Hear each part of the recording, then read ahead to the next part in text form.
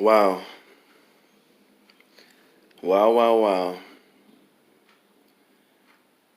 I mean, I did say we were going to be plunged into chaos. And I was talking about an evil and wicked generation to come. But little did I know that that generation was already born, standing up, and sitting on powerful seats right now. And everybody,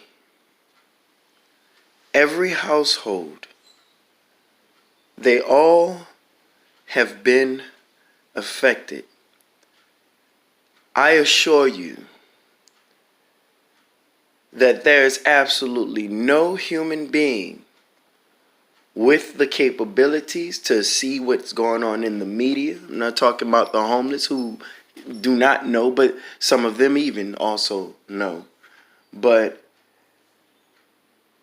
the Father touched every single household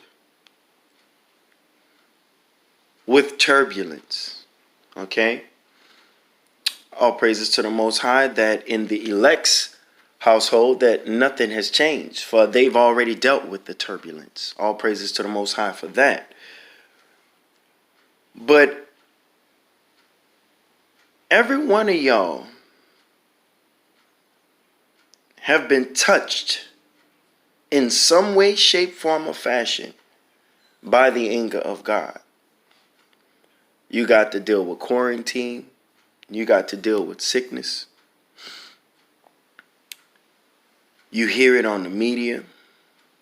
You know it. Your intellect has been stimulated with the fact that we are dealing with a global pandemic, right?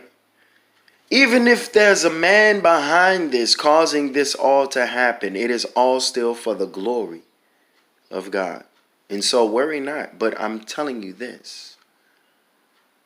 For you who have been asleep and foolish in your living, wasteful in your living, and even those who have been foolish and wasteful in their living, but yet feel within their heart that they've gathered enough substance, right, to sustain themselves, that they've gone to their stores in order enough to and have bought out enough product within the store to store in their bunkers so that they can deal with this doomsday experience we're having right now.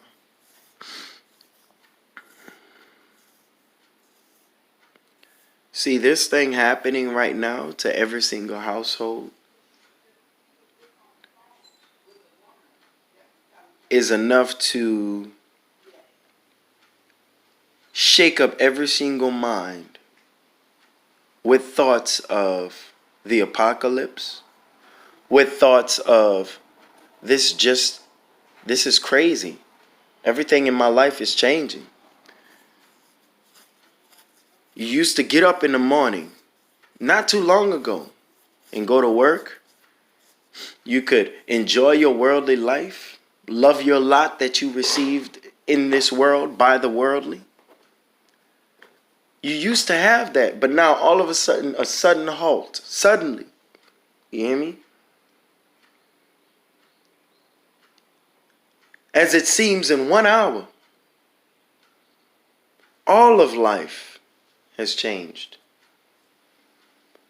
And on account of this, because the wicked see it as an opportunity to seize the day, that would mean that life has changed forever.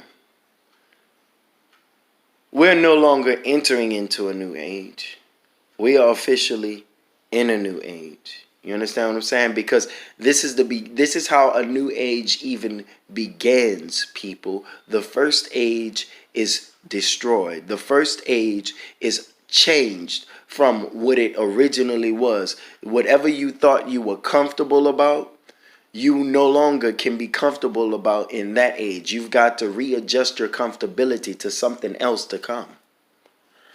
And so we are now in a brand new age, people. And so I'm looking at all the stuff I have to tell y'all. All the stuff I have to take my time to show you. But things are happening so quickly and so fast that it is right when the scriptures say about the 10 virgins, where the 5 were wise and the 5 were foolish. And so the banquet was coming. And he who was the host of the banquet opened the doors. He opened the doors and let the 5 wise virgins in.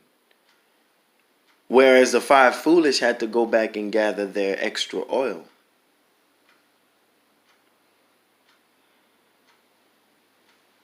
You see, it's seeming now at this point that it makes sense to me why those 5. I mean, because if they were righteous, would not they sacrifice to share that oil? You understand what I'm saying? Like, I'm a wise virgin, right? And my wisdom is in the Father, and the Father is good and he's righteous and he wants me to do good. He wants me to do righteous. So I got to turn to these 5 wise of these 5 foolish. Why can I not share with them half of oil and we make it half the way, together, or we strive to get to where we need to get together? You know what I mean? Like, why can't we do that? Why can't I share with you my extra oil? Why? You see, first of all, they were foolish. And to be foolish would render to you the reason why I cannot share with you my extra oil. Yea, even if I opened up my oil and said, here, you see, foolish means that you wouldn't even receive it.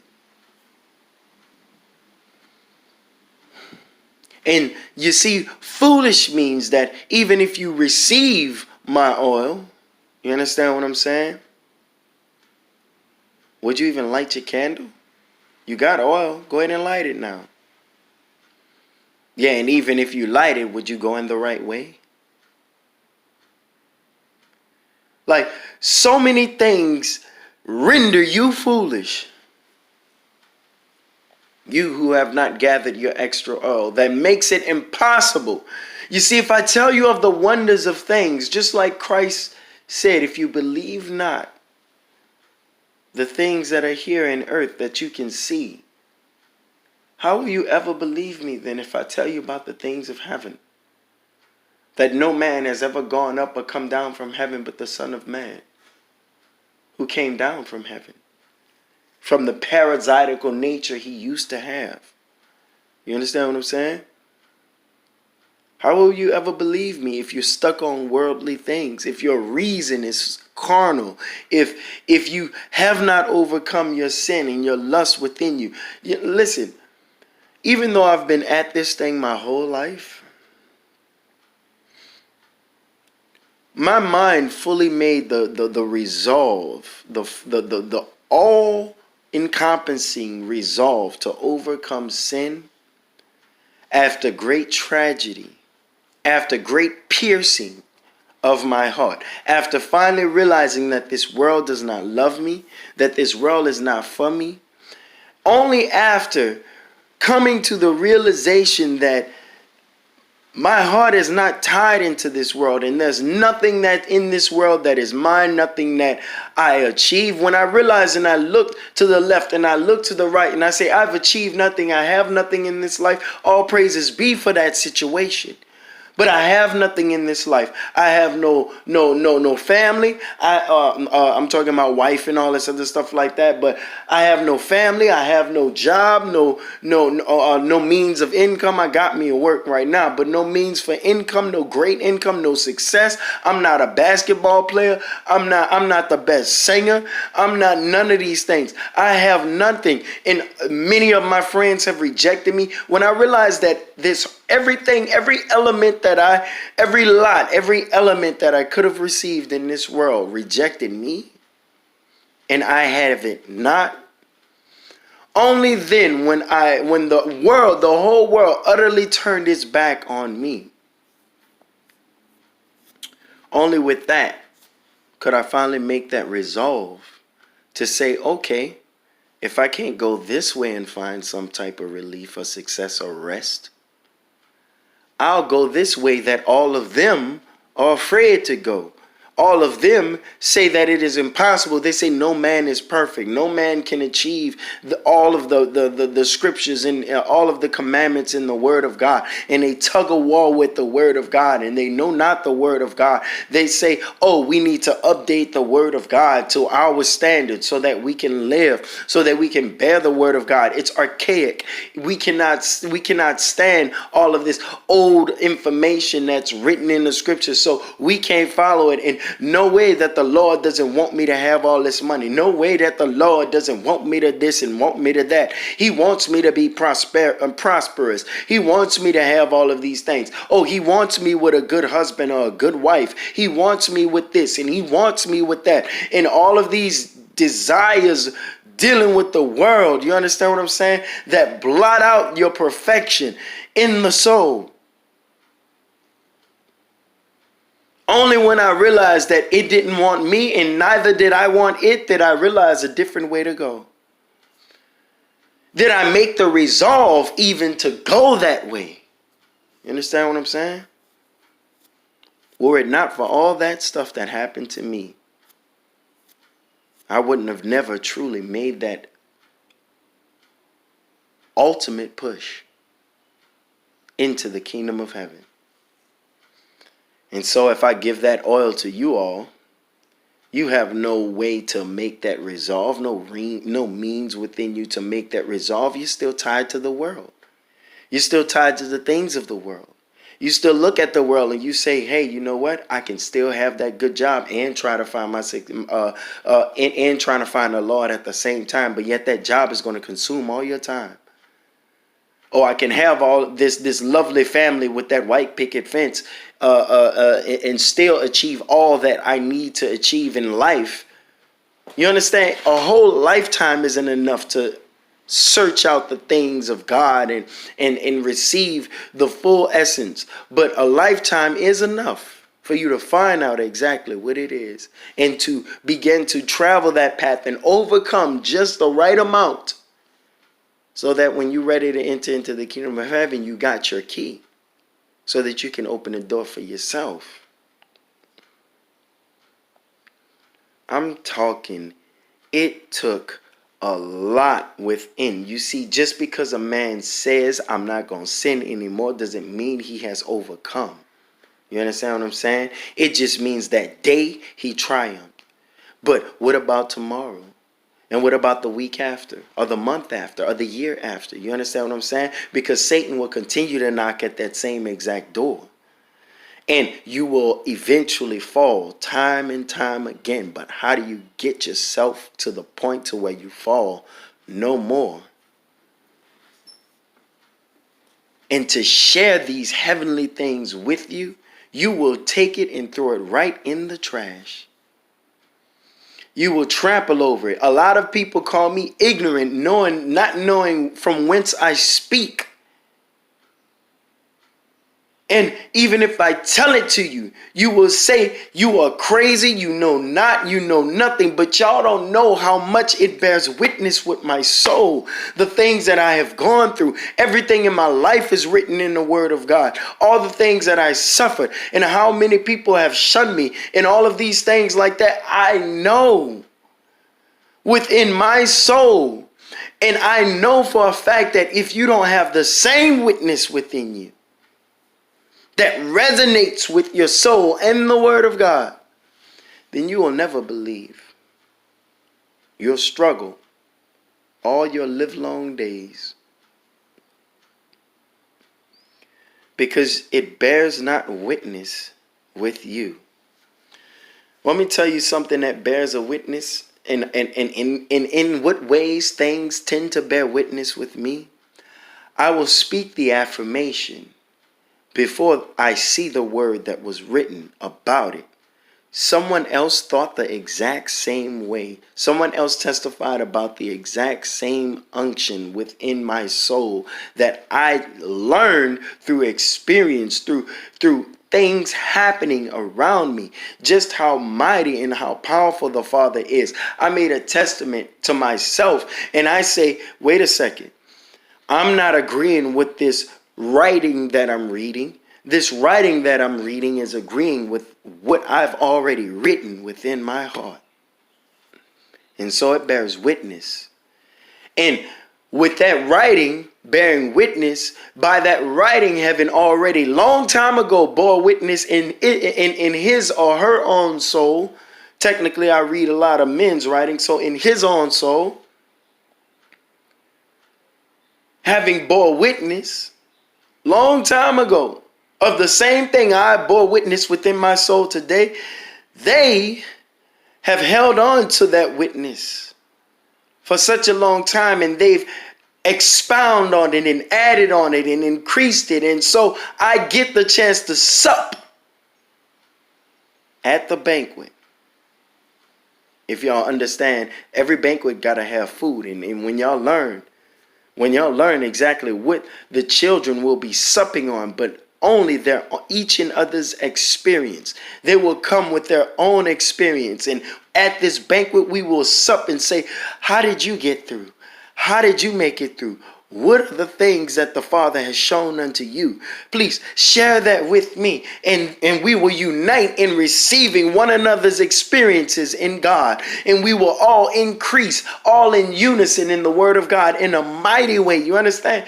Do you not know it is a potluck banquet? You understand what I'm saying? So bring your experiences. Bring everything that you've gone through in life. Show me what the Father has shown you. Share that with me, and I will share with you what He has shown me. I will share with you the things that He has done. It is written on my soul. Can you not see it? Open up the books and read it. The books of all each. We will open up each and every other's book. You understand what I'm saying?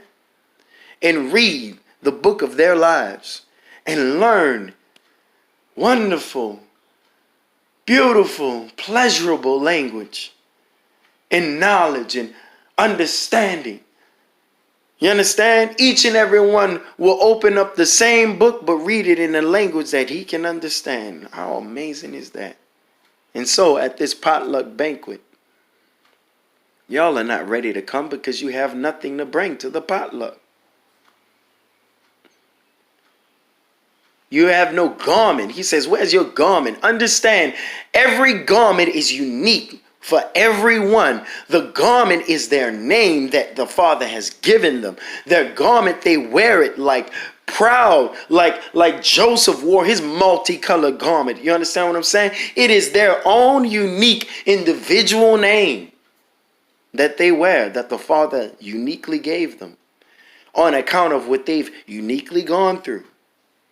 And so each and every one of them can uniquely speak about the Father, and yet all things resonate as one. Oh, praises to the Father.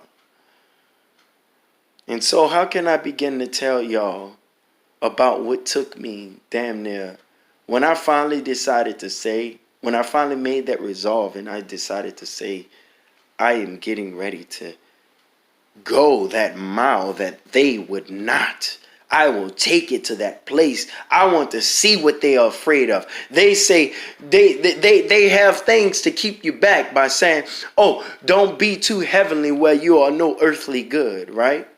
Heavenly bound that you are no earthly good. That's what they say, to keep you from going as high as you can in the Father while you yet have your being. And so you back away when you say, oh, I don't want to be no earthly good. And so the devil's device has worked on you. They say no man is perfect, right? In their conversations, and they conclude this thing within their heart. And so no man seeks perfection in the Father. Yea, and the perfection of a man is only to have his will completely honed and united with the will of God. You see, no man is perfect in the way that the Father is perfect, but they are only perfect in that they seek the perfection in him and follow suit and do as he does, walks as he walks, talks as he talks. This is what makes man perfect. That alone. Because Christ will tell you no man is good, but only in the fact that he says, these are my brothers and my sisters, them who do the will of my God. And so that's the only thing that makes a man seem to be good, because they are good in the Father, seem to be perfect because they are perfect in that they follow after the perfection of God. They are in peace in that they follow after the peace of God. They are in love in that they do after the love of God. These are the only things that make us take on the names of God, the attributes of God, in that we strive to be those same attributes as he is those attributes. And so how can I begin to give this thing to you? Right? Because foolishness does foolish things. And it takes the knowledge, or it does not even receive the knowledge. But yet if it takes it, Satan is so prevalent in foolishness that you'll be tripped up at whatever point he decides to trip you up at. But then there's a Christ within you who, well, when you trip up, he says 7 times shall a man fall. But the just man, even after 7 times, he rises back up again. And so the war and the wrestle begins righteously and accordingly, family, within you. Because he says, wrestle. You may fall 7 times, but get back up, right? And then only the one who continues to get back up, because Satan will bring it down. He'll bring down a house on you. You understand what I'm saying?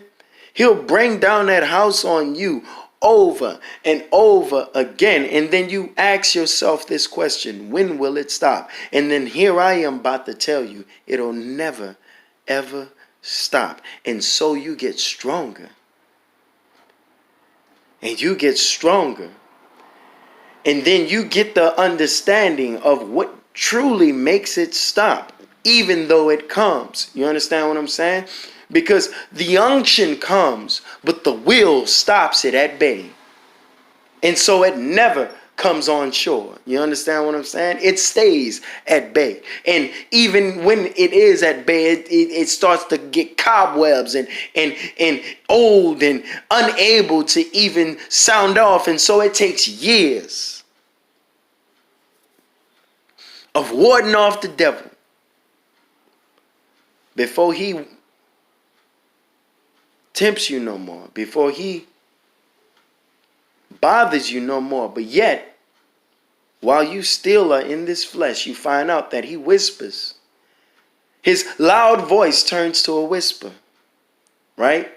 And then that whisper begins you begin to turn that whisper into a tool that you yourself use. And you say to yourself, hey, you know what? I'm sensing something. And your temptation begins, you begin to use your own temptation against the devil, because it helps you answer the same thing that's going on in another person's mind. You understand what I'm saying? Or, for example, let me speak from a man's perspective, right? Y'all out here, y'all see a woman, right? And that woman, let's say to you, she might be sexy. She might be appealing to the flesh. You understand? Because sexy, that's what the word sexy means. Flesh, it's appealing to the flesh. You understand? Nothing is sexy that doesn't appeal to the flesh. You know, so this woman appeals to the flesh of your of you, you know, to your desires and things like that, fleshly. And so in your mind, the instant you see that, in your mind, things enter in, thoughts enter in, man. La, la, la, la, la. And I'm not going to share the thoughts. Y'all have your own individual thoughts or whatever have you. La, la, la, la, la. This, that, and the other, you know. But then Christ says to this, avert your eyes. when it comes down to that. You've got to shun even your eyes. You see, if the glimpse happens, turn the other way quickly, right? And so you begin to war and you begin to wrestle with these things, and these thoughts enter into your mind and things like that. But some of y'all don't avert your eyes. Yeah, even in your private time. You gaze at images and things like that that stir up within your members that fire that burns, right? And it turns all of your entrails into watery fluids that you yourself do not understand. Why is this turbulence happening within me, and why is there a watery essence within me? And then all of a sudden you find out that the stronghold that you once had is now gone, because you've awakened a flame within yourself that is causing sickness and disease and things like that, simply from a glance. Yes, simply from a glance, or a thought, or whatever it is. It stirs up within your members. And the testimony is there that you're doing something that's destroying you, and yet you receive not that testimony that God is trying to give to you, saying that you're doing wrong by me. And by me, he means by you, because you are his image. You understand what I'm saying? And some of y'all don't even take that witness. Y'all don't take that testimony and say, I need to stop this. And so you live your lives, right? Lusting one after another.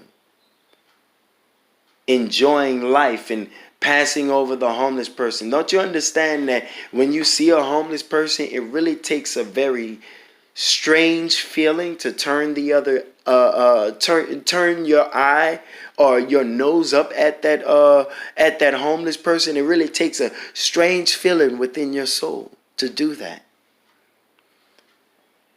You know, but when you give, have you ever given in one instance and not given in the other? And when you don't give, there's a turbulence within your soul, but yet y'all don't pay attention to it. You've become so numb to it that you don't even feel it, that you don't even understand it. You understand? And so you turn that fire back on, that turns that all of your entrails into watery essence that begins to destroy your soul. Y'all have no idea what I'm talking about, right? Because you cannot understand heavenly things. And now the foolish take these things, right, and say, this man don't know what he's talking about. I get it. I understand. That's because you don't pay attention to what's happening in yourself. And so, if any man would ask me what to study, I would tell him himself. And then after he have thoroughly studied himself, right, and turns to me and asks me what to study next, I would turn to him again and say, yourself. There is no place else we need to go, family, but to study ourselves. For the word of God was written so that we could pay attention and see different essences of ourselves. The word of God is an external mirror, so that when we look into it, what do we see within ourselves? Do we take the form of this disobedient child or this obedient child? Do we take the form of righteousness or wickedness? Do we take the form, family, of all the things that are written in the scriptures, of a humane nature or a bestial nature? Do we take the form? What form do we take? And so it is written in the New Testament where the disciple says, tell me what you are, whether thou art a prolonger, right? An adulterer, a false accuser, a rowler, a reveler. You know, it goes into listing different names. See, these are the things. You all don't put names to the things that you do. And so you don't name them. You don't identify them. You don't say, this is me doing this thing. And if I'm doing that thing, I am that thing that I'm doing. And so how can I begin to tell you all, family, what took me 2.5 years to do.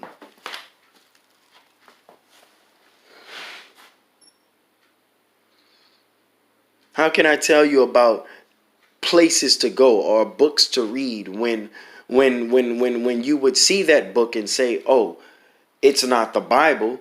If I go here and read this book, then how can I ever how can I get anything here when it's not in the Bible? The only book I need to read is the Bible. How can I begin to tell you that they are greater wisdoms, greater things to know and to learn that are not written in the Word of God or in the Bible? Because the Word of God, listen at me, and here's where I trip you up, because then again, the foolishness that is within you speaks out, and the turbulence happens, right? Where your soul begins to, oh no, I cannot go away from what I'm used to. When even that same book points you to books outside of itself. Don't y'all understand that if this were the Word of God, a single book would not encompass what it all entails? If this truly were the Word of God, right? Listen, if the earth cannot contain him, if all of the universe cannot contain him, how then do you consider that a single book can be all encompassing of all that the Father has to say to you? And so how can I begin to break down these walls that Satan has built within you? And then when you break down these walls, how can I begin to help you from not destroying yourself when you go into these books and you read these books and then you see truths and falsehoods and truths and falsehoods and you wonder what the heck is going on? Oh, I can't take this book. But when I try to tell you, rightly divide the words of truth from the words of falsehood, and take what is true and leave the falsehood away, and continue doing that more and more, and you'll find yourself building something. You understand what I'm saying? Taking all the truth, right, and throwing away all the falsehood, right? You'll find yourself building something, and then you find out that everything that you took that was true actually matches up, actually equates to the same exact thing, actually all tells the same story. When you take the truth and denounce the falsehood. But how can you know the truth? Because you have to have an eye for it. Yea, if you do not know the Father, you cannot know the essence of what you even read. And if you do not know his will, you cannot understand what is right with what you read and what is wrong with what you read. You understand what I'm saying? There's so much you need. And so to give you extra oil, you turn it to dung, because it takes foolishness. Because those wise virgins would gladly give. But foolishness is the reason they cannot receive the oil, because they will not themselves receive the extra oil. You understand what I'm saying? You do it to yourself, family. You chose foolishly to live every single day, not to get into the extra oil. You listen to your pastors, and then you obey scriptures you keep commandments, thinking that keeping these commandments is exactly what the full essence of it entails, but you never turn the commandments inward. And because you all never turn the word of God inward, you can never understand the true full essence of what you're supposed to do, and the true appearance of the things that happen in the external as opposed to the things that happen in the internal. Because you all never turn it all inward, you can never get to that place where you finally put on the right garments of wisdom, righteousness, and truth, and understanding, and things like that. And so you're wearing these things when you approach the throne at the banquet, and you have something which others can sup. You come with the right potluck, but yet If you have nothing and you have no use in the kingdom of heaven, then what need we for you? You will be hewn and thrown down into the lake of fire. Useful stubble, as useless stubble. Family, you know not. You see, you only see. A lot of y'all gonna look at this situation that's happened with this coronavirus and stuff like that. A lot of y'all being affected in your own homes, and then a lot of y'all gonna feel the sense of urgency now to go into the Word of God. But then I will say, do it. Don't get me wrong. Don't get me wrong. Do it. Go into the Word of God. Do the best that you can. Right now, you're gnashing and weeping with teeth. You understand what I'm saying? You're in that place where you're worried about your own salvation. You're worried about your own uplifting. But do what you can sincerely, contritely, and pure of heart. Don't just understand, pure of heart simply means innocence, meaning that you're sincerely trying. You're really giving it your all, and you really don't want to do the wrong thing, and you're just doing your best, and you're doing it with the purest heart that you possibly can muster. Do it. Yeah, and then your contrite heart finally makes you look at yourself in the mirror and say, I am evil. Right? Because that's what a contrite heart does. It's the one who admits that they know nothing, that they lean not on their own understanding, that they have not the power, they have not the ability to save even themselves. And so with that contrite heart, you're able to do it. But then with the circumcised heart, you break down all the walls that Satan have put up, and you see the love of God everywhere. And you learn to circumcise the heart, the evil, the hatred within your heart. And you peel back that hatred and pour out the true love of God. You understand what I'm saying? But how can I begin to give that to you?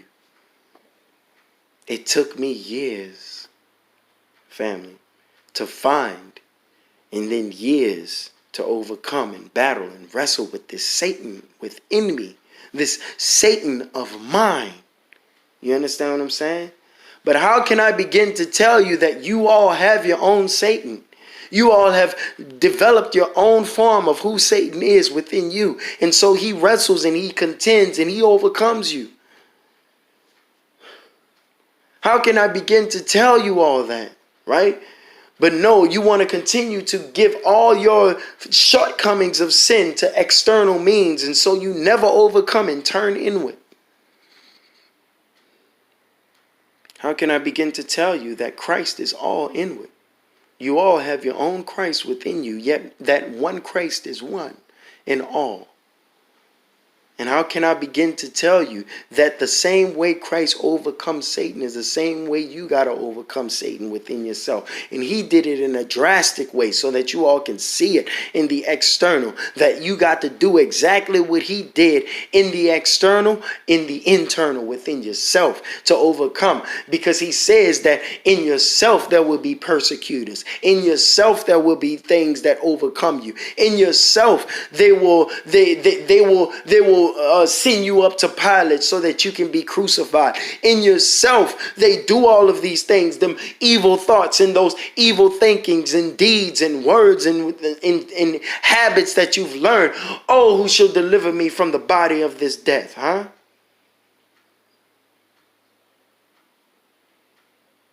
None but the love of Christ, or Christ himself, which is divine love. And how can I begin to show you that Christ was not a man, but yet was a man in the form? How can I begin to give you the understanding that in that man we call Christ, Yeshua, in him Whatever name you want to, Yahoshua. Some of y'all see him as Jesus and things like that. Well, the majority of y'all see him as Jesus and things like that. How can I begin to give you that take to help you to see that he set an example so that you can take his form and do as he did? He said, there will be those who will do as I have done, but yet even greater. And yet, how can I begin to tell you about your Christ that is within you, that rises up in divine love and turns to God and loves him with that divine love in such a way that you fight for him, you speak and you grow that zeal for him, and yet your temple within you, your temple within you, that is within you. You see, what Christ did in the temple when there were merchants is what you got to do within yourself, because there are merchants within you selling oxen and sheep for sacrifice. You understand what I'm saying? False images for sacrifice. Yet you should have been that sacrifice. And so you need to turn within the temple within you and turn over the tables of the merchants and let the oxen let the sheep and things go free, so that the temple can function properly within you. Yet, but you, how can I tell you of the earthly appearance that Christ gave, the earthly things that Christ did in the flesh so that you could see it, were all means to show you the heavenly things with which you must do within yourself. And a lot of y'all think the battle has been fought already. When you haven't fought, you haven't lifted up a single finger to fight for your damn self. How can I begin to get you all to start overcoming and stop fearing the things that you know not, and yet enter into the faith in the heavenly reason and get beyond, learn yourself. And if you learn yourself, the things that are told to you will not be so confusing as they are. And you will not do the foolish thing and throw them all to the side. Yet, look at what time we're in right now. It has hit every single household. So how can I begin? Because the outward has become more urgent and important than the inward. Because the things that are happening outward turns all that is inward to fear and anxiety. You understand what I'm saying? And so how can I begin? Because now what Satan has done is now more overwhelming to you than taking the time to turn inward, taking the time to actually do the thing that you need to do. Because now it seems in that urgency, what happens on the outward tells you on the inward, you have no more time to spend studying and searching and researching and doing and following the path that the scriptures laid out for you, so that you begin to seek out and search the right things and then find. You see, there would be no need for seeking if all that I needed to find was written in one single book. But yet, a lot of y'all still struggle with the things that are even there. How can I begin to give this to you? A lot of y'all are set in your ways. A lot of y'all have hurt people. A lot of y'all are so full of pride. You think that the money that you have is sustaining and the blessing of God and good enough. And so you've got so many different tools and instruments ensnaring and trapping you. So how can I begin? I want to give it to you, but that foolishness is the reason you don't receive it. Not because I'm not giving it to you. Yea, it appears in the scriptures that the wise said, we don't have enough oil for you, we cannot share it. That's what it appears. But the foolish, the wise said, because they know that the foolish, they say it that way because they know how the foolish would receive it. And so he says, cast not your pearls to swine, on account of the fact of what swine will do with it. You see, it wasn't that he didn't initially want you to cast your pearl. He wants everyone to have the pearls. You understand what I'm saying? He wants them all to have the pearls, but he calls the pearls sacred. And so what do you do with that which is sacred, right? You hold it to sacredcy. But then if you give that which is sacred to the pigs and to the dogs, they will turn what you know to be sacred into dung, and you don't want to see that. That hurts you to your soul. They don't have the right to turn the things of God. They can't go in the temple of God, right? And destroy all of the relics and the things that are in the temple of God, all of the relics of wisdom and the relics of see, y'all get out of the earthly essence and understand the heavenly things of God. And so it isn't that he didn't want you to give the pearls to the pigs, but he expounded and showed you what the pigs would do with the pearl, because they're foolish. So how can I begin, family?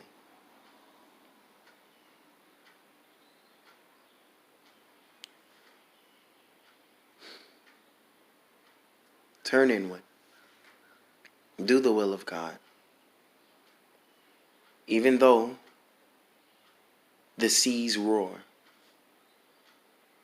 the mountains tremble in their place. Even though pestilence consumes the earth, turn inward. Turn inward. Even if you die in making the effort, turn inward. Because right now, the most important thing is not toilet tissue, but your own soul. Turn inward, family. Do what you can with what you have, and seek and earnestly go. You see, earnestness is your best bet right now. So turn inward, open up the scriptures, and see what appearance and form you have been taking in your life. And of course, it's going to be an appearance of sin in some way, shape, form, or fashion. And so overcome that sin and say to yourself, I will overcome. And make it your best effort to overcome here. Because when those temptations come, with no strength, turn to the Father.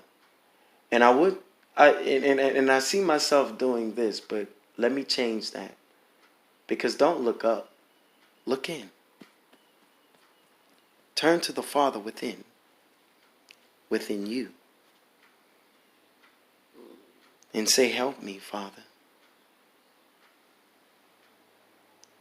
Go to your fetal position. Bawl if you have to. And say, help me, Father. I know not, I am ignorant. Start testifying to your form, your foolish form in his presence. Make yourself naked before him, before he has to do it on purpose. And say, Father, I know not. And then with those tears, rise up, open up the scriptures that you know, and start to read. Don't worry about time. Time is not your worry. You see, because time is no matter to him. The moment you start is that saving grace. The moment you turn the page and begin to read in humility and in fear and in great reverence when you open up the book, that is also the moment in which you receive that saving grace. Because there's grace is a cloak over you. You understand what I'm saying? that keeps you in your ups and downs, in your rights and wrongs, in your stumblings and standing firms. Grace is that very thing. And so you have Paul who says, I am what I am, not because of me, but by the grace of God. Because that grace covers you, family. And so when you are pure of heart, because that's what the beginning of it is, you begin to go in innocency and in sincerity. You understand what I'm saying? You begin to approach really meaning well.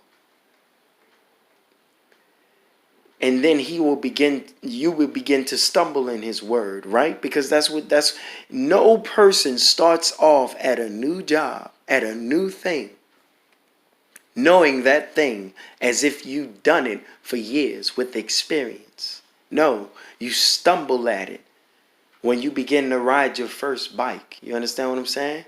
You stumble at it. When you begin to do that thing for the very first time, you stumble at it. And he expects that. And so like a father, will he lift you up. And that is grace. Peace, blessings, and y'all be safe. Shalom.